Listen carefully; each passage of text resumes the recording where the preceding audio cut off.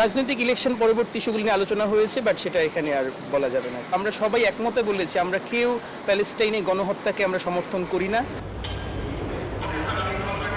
আবারও ঢাকায় যুক্তরাষ্ট্রের দক্ষিণ ও মধ্য এশিয়া বিষয়ক সহকারী পররাষ্ট্রমন্ত্রী ডোনাল্ড লু গত 17 মাসের মধ্যে এটি তার তৃতীয় বাংলাদেশ সফর। মঙ্গলবার সকাল 11:15টায় শাহজালাল আন্তর্জাতিক বিমানবন্দরে তাকে স্বাগত জানান পররাষ্ট্র মন্ত্রণালয়ের উত্তর আমেরিকা বিভাগের মহাপরিচালক খন্দকার মাসুদুল আলম।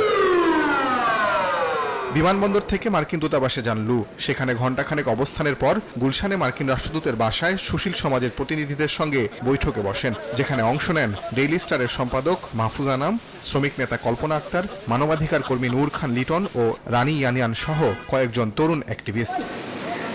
তবে ঘণ্টা দেড়েকের বৈঠক শেষে গণমাধ্যমে এড়িয়ে যান মাহফুজ আনাম, নূর খান লিটনরা। তরুণ জলবায়ু কর্মী সোহানুর রহমান জানান, নির্বাচন পরবর্তী গণতন্ত্র, মানবাধিকার, অর্থনৈতিক অবস্থা ও জলবায়ু নিয়ে মূলত আলোচনা হয়েছে। ফিলিস্তিন ইস্যুতে বাংলাদেশিদের মনোভাব সম্পর্কেও জানতে চান মার্কিন কর্মকর্তা।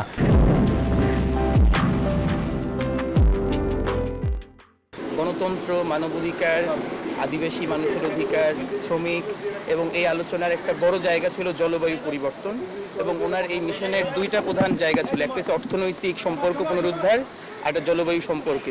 রাজনৈতিক ইলেকশন পরবর্তী ইস্যুগুলো নিয়ে আলোচনা হয়েছে, বাট সেটা এখানে আর বলা যাবে না। আমরা সবাই একমতে বলেছি আমরা কেউ প্যালেস্টাইনে গণহত্যাকে আমরা সমর্থন করি না। নির্বাচনের আগে দুইবার বাংলাদেশ এসে ডোনাল্ড লু ছোটাছুটি করেন রাজনৈতিক মহলে। তবে এবারের সফরের এজেন্ডা পুরোটাই ভিন্ন। 3 দিনের সফরের উদ্দেশ্য সম্পর্ক জোরদার করা। মার্কিন পররাষ্ট্র দপ্তর বলছে, ঢাকা সফরে দুই দেশের সহযোগিতার সম্পর্ক ছাড়াও জলবায়ু সংকট ও দ্বিপক্ষীয় অর্থনৈতিক সম্পর্ক আরও জোরদার করা নিয়ে আলোচনা করবেন ডোনাল্ড লু। বুধবার পররাষ্ট্র সচিবের সঙ্গে বৈঠক করবেন ডোনাল্ড লু। এছাড়াও পররাষ্ট্রমন্ত্রী এবং বন ও পরিবেশ মন্ত্রীর সঙ্গেও আলোচনা হবে তার। তাজওয়াল মাহমুদ, সময় সংবাদ, ঢাকা।